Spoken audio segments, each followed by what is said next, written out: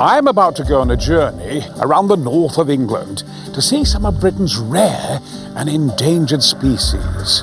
Conservation measures are crucial if we are to protect these amazing but vulnerable creatures whose natural habitat is under threat every day. I have been passionate about wildlife since I was a young lad. I've come back up north to my old stomping grounds of Yorkshire and Lincolnshire, which have some of the most diverse habitats in all of the UK. They've also had great success stories in saving really endangered creatures, some of which have been on the brink of extinction. I'm here in the coastal marshes of the Humber estuary. I'm hoping to see a pretty spectacular example of a species that is battling to survive. But more of that in a minute. I'm also going to head down to the beach to see one of the largest colonies of grey seals in Britain, try my hand at trapping a rather elusive newt, and visit the magnificent Harewood house near Leeds to catch up with a hugely successful conservation and bird breeding project. Look at this. Blacktop Sands. You know, it's a tidal marsh. It's where the land and the sea merge together. And people say, well, it's a barren place, but it's not. It's actually teeming with life. It vibrates with life. You sit here and life comes to you. I used to come here as a little boy when I was 7, 8 years of age. I used to come on my Mickey Mouse bike. I used to come on my own, and people say, well, what's I going there for? There are no mountains there, but it's wrong. There are mountains here because the sky and the clouds, the formations, these are your mountains. They melt into the countryside. The magic of it all. And it hasn't changed since I was a child. Thank God for that. Isn't it marvellous? Isn't it? Isn't it?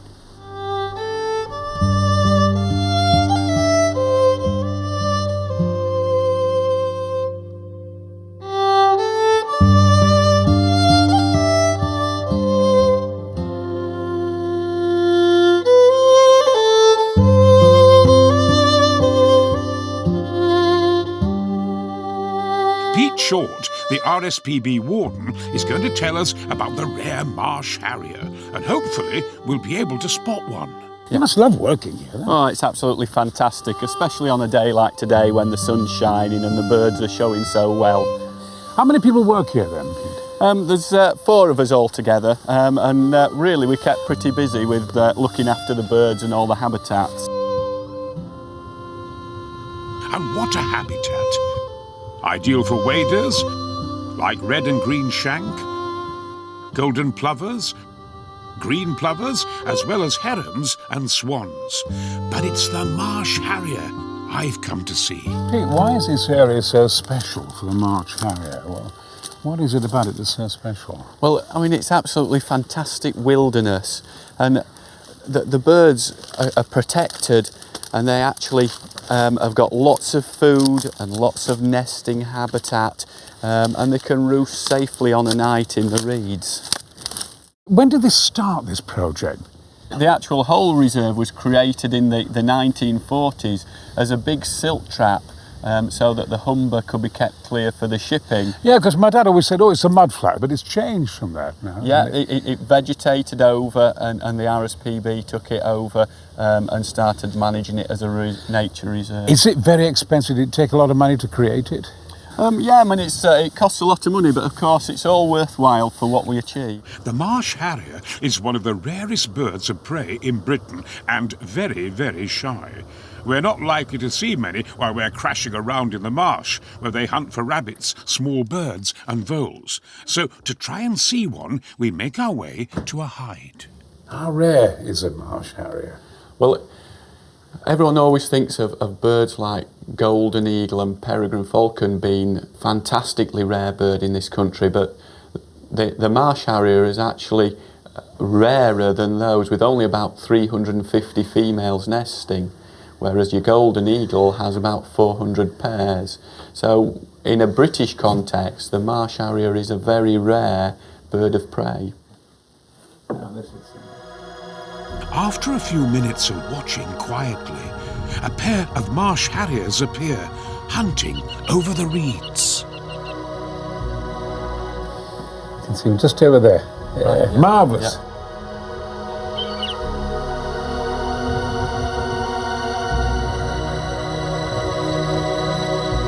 Females are brown with sort of a cream crown and cream wing patches, while the males, they sort of can be quite bright with silvery wings and white underbelly as well.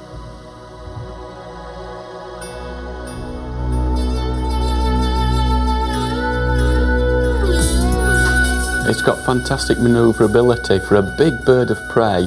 It can stall in the wind, it can hover, it can swoop on things, and it's an absolutely fantastic master of the air, and that gives it the ability to catch the food that it needs to keep itself alive. The Marsh Harrier's success is due mostly to reduced use of toxic farmland pesticides, which affected their ability to hatch eggs and fledge young. Stopping illegal persecution and recreating some of their wetland habitats has also boosted the Marsh Harriers' numbers. Are they the top predator here then? Yeah, in terms of birds, they are the top predator. There's nothing else that is bigger and better at taking food than them.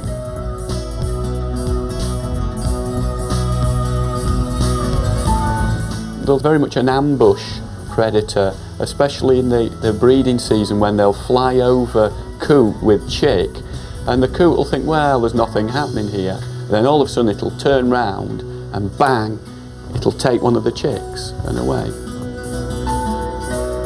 A male Marsh Harrier in flight. I really am fortunate to see this spectacular bird, especially when you think as recently as 1971 there was just one breeding pair in the whole of Britain.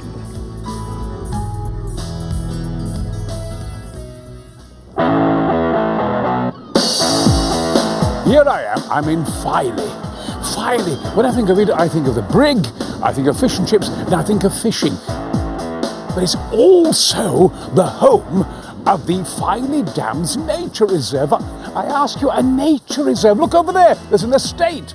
See it? I mean, it just shows what can be done. But also, it's the home of my favourite amazing beastie. I'm going to show it you. Come on, come on, come on, have a look at it. Come on, come on. I'm stupidly happy. I roll like a train. I'm stupidly happy with you in my brain. And here they are, the two beasties, the amazing great crested newt. I mean, just look at that. You know, this for me is a dream come true. I first saw one of these when I was about 6 years of age. I caught lots of smooth newts in a pond, and I scooped him with a big jar like this. I lifted it up, and there it was, a great crested newt. And suddenly life had meaning for me. You know, life began. There was a God in heaven. I mean, they're so atavistic. They relate to the dinosaurs for me, the romance of it. And look how elegant they are. Where did you get these, Robert? Where did you find them? Well, Brian, I actually found them at this time of year in the tall grass and the rushes and reeds. We actually have put down some traps to try and catch them. They're live traps, obviously, otherwise they wouldn't be in the jam jar there floating around. Well, tell me about this place. This was originally a wet grassland area, probably about 20 or 30 years ago, and a really fantastic group of local volunteers took an interest in it and started to try and create a better wildlife habitat. You know, Robert, it really is a great privilege to be here. But I mean, you have the natural authority to study these creatures, don't you? I mean, by law, you have that, don't you? I mean, can Joe Public do this? No, Brian, actually you need a licence from Natural England now to actually undertake this type of work. Because the great crested newt is protected under European law and English law, you need to actually have some training into what to do so that you don't actually hurt the animals at all. Well, I'm glad to hear that, because I love them, I adore them. At this time of year, the newts aren't actually in the water over there. They tend to spend most of their time in the surrounding vegetation, hunting for insects and slugs and worms and that sort of thing. But during the day, they like to hide out somewhere where it's nice and dark and damp. So what we've done is we've put some carpet tiles down over here. Carpet tiles. If I was a little boy and I knew that great crested newts were attracted to carpet tiles, I'd have bought the carpet industry. Oh, look at that. Oh, that's a beauty. Oh, let me look at it. Oh, it's a good size. How old is that one then? That's an adult. It's quite large, isn't it? Yeah, it is. Yeah, it's a female. Look, it's got yellow under its tail. It has, yes. Oh, isn't that lovely? Can you see all these fine white spots all the way along the side of it? Yeah, yeah. That's very characteristic of a great crested newt, and the dark skin along the top. So I'm always scared of holding them because the heat of your hand, isn't it? They start to... Yeah, I wet my hand usually when I'm trying to hold them. Yeah. Because it actually keeps the skin nice and moist, which is what they prefer to do. Isn't that wonderful? Fantastic. What an experience. Why don't they have crests? Well, at this time of year, you tend to find that they're not in full breeding condition. So it's only the male of the great crested newt that actually has the great crest on the back. And it has a big one that's jagged all the way along its back. Then there's a dip where its tail starts, and then it starts again down its tail. I mean, this is an ideal habitat here. Look at this, kind of a soup here of food, isn't it? It is, mysterious place.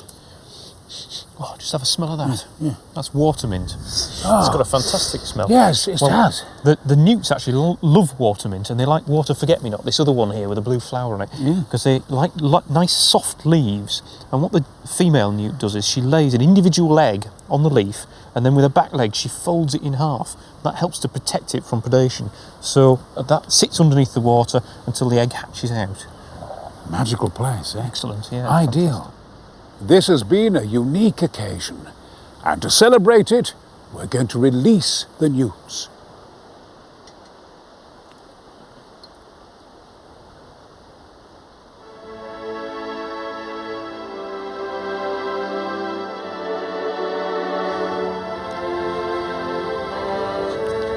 Harewood House, a stately home on the urban fringe of Leeds in West Yorkshire. Look at it. Sandstone, terrific stuff. Very imposing. The stone came from quarries over there. I actually was born 25 miles away over there in Mexborough. I always wanted to come here, and of course I never did. Great thing here, of course, the legendary red kites are here. The first Lord Harewood ordered the house to be built in 1759, and even today the Queen's cousin lives here. The estate is also home to a great diversity of species. But as we start to tour the estate, everything is shrouded in mist, and I wonder if we'll get to see the red kites.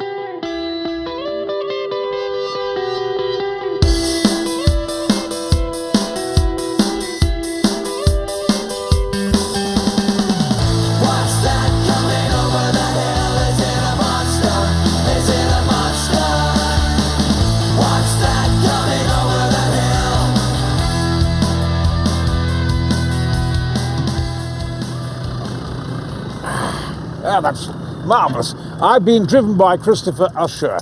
Christopher, tell me, what is your position here? The title is Resident Land Agent, and I coordinate and look after all the activities across the estate, from the wildlife, the property management, all the functions, events, everything that happens is really that I look after all that. Very important job. Well, it's good fun, certainly.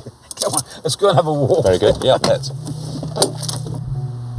Well, I must say, Christopher, this is wonderful. I mean, I don't want to spook the deer. Now, these are actually wild deer. Yes, they're wild red deer. They are not interfered with by us in any way at all.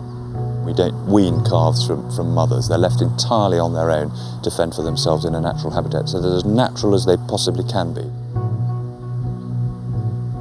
I've noticed that you get the tree line way across there. You can see about 8 feet high. That seems to be the line where they've been eating, isn't Correct, it? yes, that's what they call the brow. It's known as the browse line. That's Yes, that's as high as they can get, yes. Oh, they look wonderful.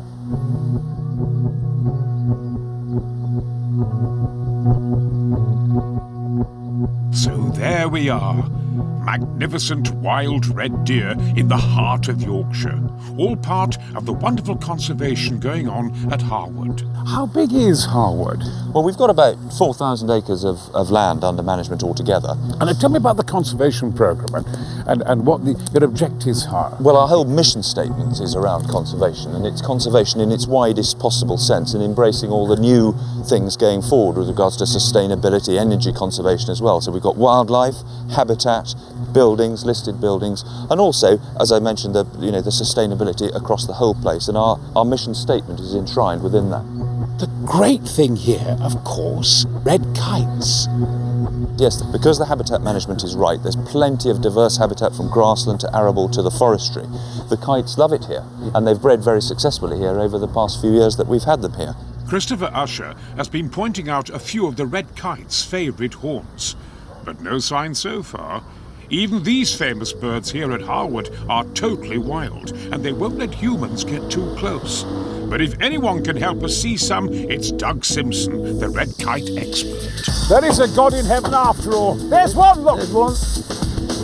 I thought we'd had it out with the grey skies and the storm. I thought I'm never going to see any. It's well worth waiting for.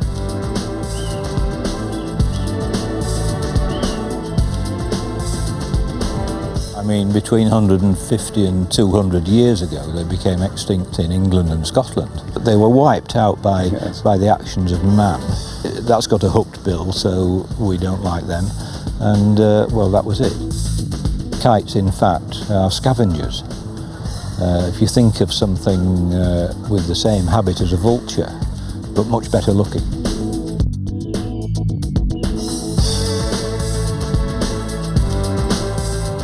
They drift around on these big wings looking for items that are already dead on the ground.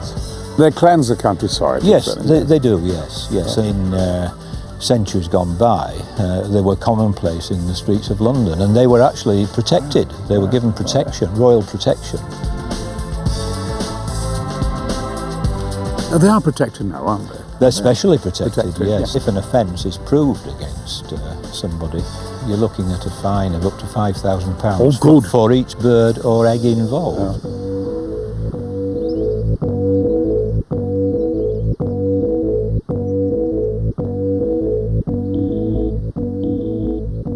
They were brought here then about 16 years ago, were they? Well, we started here at Harewood Estate in 1999. Yes.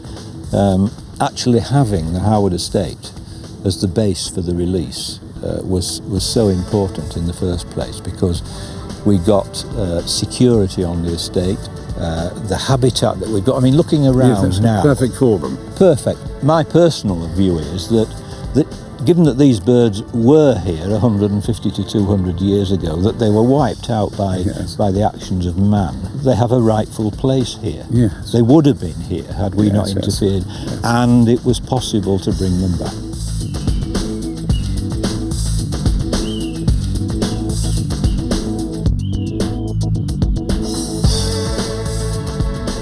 It seems that Harewood is very much the hub, the centre of all this, isn't it? That's right, yes. This year we've had 4 pairs breed successfully in the Yorkshire Wolds, some 40 miles or so from here. It's startling, isn't it? That's right. I mean, you've got the wingspan there of around 5 feet. And yet, just imagine, that bird, it weighs about 1 kilogram. That's all it weighs. Wingspan, 5 feet, weight, a bag of sugar. Cry freedom, for the red kites.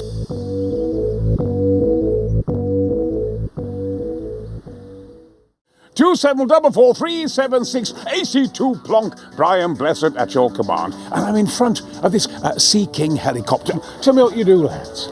Yeah, we're part of the United Kingdom's Integrated Search and Rescue Organisation, and we provide cover 24 hours a day in all weathers. Okay, clear back. There you are, clear up and back. Just go back. Over.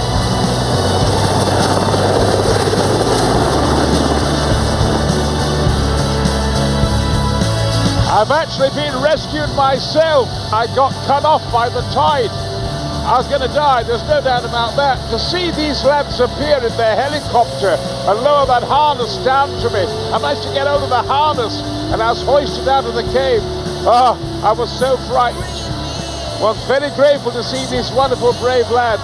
We owe them a debt of gratitude.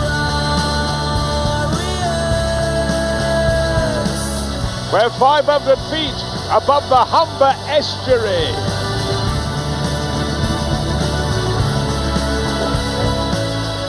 The boys from RAF Search and Rescue are on call for sea rescues and medical lifts from ships and oil rigs. Today, they're taking us to a bombing range just south of Grimsby, where they also provide vital support in case of a fast jet crash.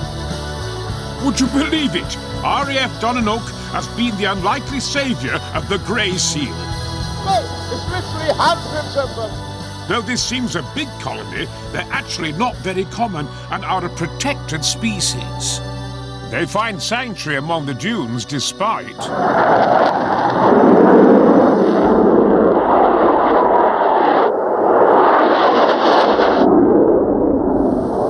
off to see Squadron Leader, Linda Bourne, and to ask her about the fast jets, and the bombing site, and all the lovely seals.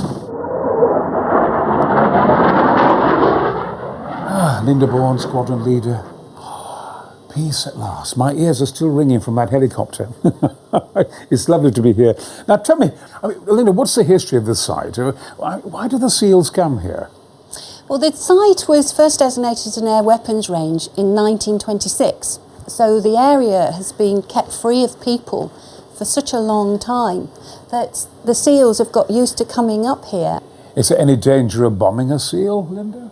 On the contrary, the bombing targets, we can see quite clearly, and if we see seals encroaching into those targets or into an area that we've agreed with the Lincolnshire Wildlife Trust, because we do liaise with them quite closely, if there's a seal there, we will go out and move it. We have a system of stretchers which are specially manufactured to carry seals, and we can move mums and pups out of the way of the bombing target.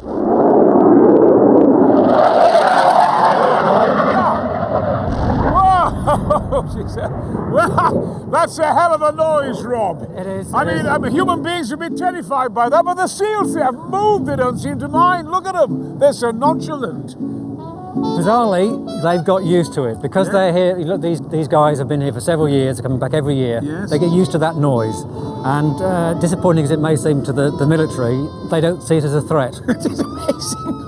So they ignore the jets completely. Now, tell me, what does your job entail, Rob? Well, I'm Coastal Warden for the Lincolnshire Wildlife Trust, and this is one of the reserves I look after. It's the biggest, and obviously at this time of year the most important, and it's fairly obvious why it's the most important with all these seals here. I mean, roughly how many pups are there? I suppose you don't know. We do know. We count them. We do. We count them every week. It's not rocket science. People often ask us how we count them, but as you can see, they don't move around a huge amount. We had 344 pups the weekend that's just gone, and we hope to, last few years, we've got up to near the 1,000 mark. Is it lots of competition, fights? There will be. At the moment it's fairly calm because at the moment we're into the sort of young pup stage. Yes. Now as the pups get older and the cows get ready to mate for next year, the interest of the bulls increases, as you can imagine. Yes. Are they dangerous then? They are dangerous. The males clearly are big animals. They're predators, they have very sharp teeth, very strong jaws. But almost the most dangerous thing at this time of year, not surprisingly, is the cows, the mothers looking after their pups. And they will defend their pups against all comers. So yes, they are very dangerous. So if a member of the public sees a pup all on its own, what should they do? Well, two things. A, you can't be sure that the mother isn't somewhere about and will come rushing out. The second thing is that if you get too close and you actually do the cardinal sin and try and touch the thing, the pup, you will leave your smell on the pup. And the mother, when she comes, may well abandon that pup, and the pup will die. Rob, how quickly do the pups grow? Very quickly indeed. They're born at about 29 pounds, and the weaning period is only 18 days. They can double their weight in the first week, and by the end of the weaning period, by the time mum goes, they can be over 100 pounds. So the pups do very well on really strong, rich milk that the mother provides them with. But tell me, Rob, can we go further out there beyond the dunes to get closer to the sea and where all the other seals are? Can we go over there? We can. Well, as you've just seen, it's an active bombing range, so we need to get permission from the military. We've been given permission by RAF Donna Nook to go into their security area right up to the tidal line over there. This is the way to travel, eh? This gets my seal of approval, yes? No end to my talents.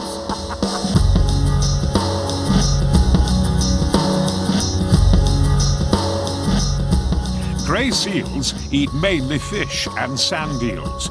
They can dive up to 70 metres deep and stay underwater for 20 minutes at a time to catch their food. Grey seal numbers are now recovering after years of human persecution. But at Donna Nook, they still face threats, such as the distemper virus, which cut the seal population in half in 1999. The efforts of the Lincolnshire Wildlife Trust are essential to ensure their continuing survival. Well, here we are, Rob, on the edge of the wild North Sea. Wild and treacherous, that's what it has its reputation, but it's lovely and calm today, isn't it? Candid, it's very calm today, but as you've seen as we've come out, it's a very, very flat beach. And when the tide comes in on a big spring tide, it rushes in here as fast as anywhere. I've never seen so many pups. Has it always been like this? Not at all. I mean, this now we have just about under 1,000 pups born every year, which makes us the second biggest colony in England. Still quite a small colony compared with those up in the Hebrides and Orkney and Shetland. It hasn't always been like this. Go back into the late 60s, early 70s, you wouldn't have seen a grey seal pup here. This would have started, as you've seen as we've driven out, it's a long way from the dunes, from people. Yes. Tide can be 2 miles out. And so it was a good place, an undisturbed place for the seals to haul out in between fishing trips. So that's how it will have started, as a haul-out site. I see. As the national population increased, the haul-out got bigger, and eventually we had some breeding seals. And so it went along at 10, 15, 20, 30, 40 pups, until we get to where we are now, with almost 1,000 pups a year. Here in Britain, we have a great responsibility because we have about 35–40% of the world population of grey Atlantic seals. Oh, really? So that's why they have this importance in this country. Rob, what should the public know before they come here? Well, the important things they need to think about. First thing we can tell them is come in during a weekday rather than a weekend if they can, because it gets extremely busy here at weekends. The second thing to think about is what it says on this sign: don't bring your dog with you. Because these are wild animals and the dogs really don't need to come to see the seals. And the other thing is, when they get here, these are dangerous animals, so we would ask people to obey the signs that we put up, which is to come here behind the fence. They'll be safe then and they won't be disturbing the seals. So those are the things we ask people to think about before they come here. Well, ladies and gentlemen, I've travelled Hundreds of miles from Harewood on the edge of Leeds to the tidal marshes of the Humber estuary, from the ponds on Filey Sands right through to the wild coastline of the North Sea. And I've seen some truly amazing sights. And yet it makes me feel very sad to think that without protection, these unique species could become extinct. That we would really need to keep up the good work to protect this wonderful wildlife, because the dangers that they face are very real and very serious. If you'd like to play your part in saving planet Earth, there's a lot you can do. Our website is full of practical advice about getting involved. It's also easy to make a donation from there to the Saving Planet Earth charity, raising money for effective conservation projects in the UK and around the world.